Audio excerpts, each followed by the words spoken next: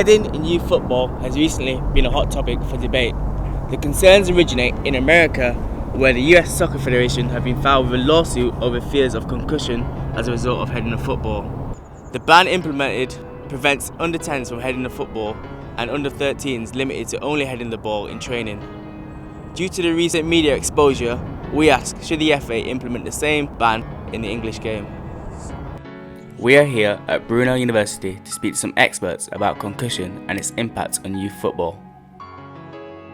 Concussion is when there's a blow to the head, and the problem is that because the brain is suspended in fluid inside the skull, the brain can make contact with the inside of the skull and cause damage to the brain itself. That can result in lack of concentration, confusion, affecting balance, memory and coordination.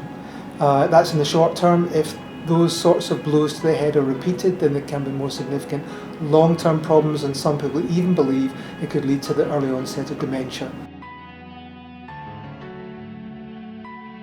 Impact the game quite positively in that they keep the ball on the floor more and they play more of a possession, more of a skill-based game, I suppose. It might make them play on the floor more, which could be a positive of it. I think it does take it away, because if you go and watch football at a high standard, the ball's in the air a lot, and it's a big part of the game. And I think if they're taught the correct heading techniques, then I don't think it's a problem.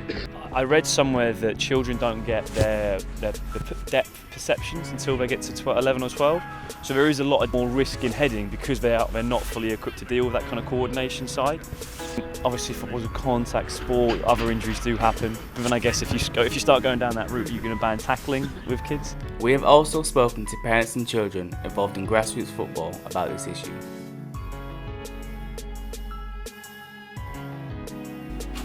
I think you just accept the fact that it's part of them playing sport. So if they're going to play football and they're going to get stuck in, they're going to play properly, that they're going to pick up a few knocks here and there. Yeah, they're always going to hurt themselves growing up, doing different things, whether it's sport or anything. So I think you just accept the fact that it's part of growing up. When it's coming in the air and it's like head height, I'll try and do it, but if it's going really quick, I'll try and just touch it down or something. A couple of times when they've thrown it to my head, but not really from a main corner or something. Sort of scary because you don't know where it's going to land, so you could head it and it just hits your face or something. Quite nervous because you don't know where the ball's going to come, so you have to adapt to where it is. You think, how many times do they actually head the ball? It might be once in an entire game. So actually, it's not that often. It's much more likely to get injured in other ways rather than heading. When you hear about their brains bouncing around against their skull, it is worrying. It'd be quite disappointing because it's always nice to have an option. I think it'd be a bit unfair as well. Telling them that they can't do it, I think, would restrict their enjoyment. They should monitor the situation very carefully and they should consider their approach moving forward. But I think in line with that is how we teach the game to young people. I think the English FA should look at the research that the USSF have done. If there is a legitimate risk of concussions for young ages in heading a ball, then obviously child safety should be first and foremost. I would suggest that arguably perhaps we need to eliminate heading of the ball altogether. Guidelines on dealing with head injuries have been produced by the FA, however it remains to be seen whether they will implement any changes despite politicians reporting concerns.